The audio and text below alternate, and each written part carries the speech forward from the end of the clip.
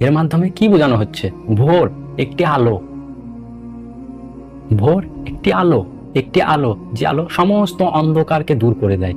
ঠিক একইভাবে আল্লাহ তাআলা তোমার এই বিষাদের সময়ে আপনাকে বলছে যে তোমার এখনকারের এই সময়টা কালো অন্ধকার আকাশের মতো, কিন্তু এমন একটা আলো আল্লাহ তোমার জীবনে দিতে পারেন এবং ইনশাআল্লাহ দেবেন, যদি তুমি ধৈর্য ধরো এবং ভরসা রাখো।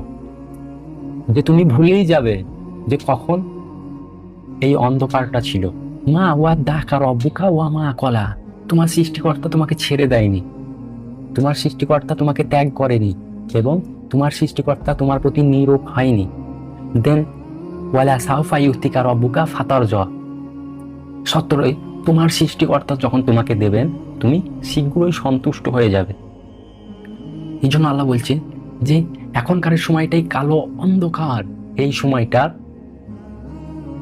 এই কালো অন্ধকার সময়টা, এই কষ্টের সময়টা তুমি যদি ধৈর্য ধরো, তুমি যদি ভরসা রাখতে পারো, ইনশাল্লাহ এই অন্ধকারের পরে আল্লাহ তোমাকে এমন একটা সময় দেবে যে ওয়ালা সাউফা ইউতিকা রব্বুকা ফাতারজা, আল্লাহ তাআলা যখন তোমাকে দেবে তুমি শীঘ্রই সন্তুষ্ট হয়ে যাবে।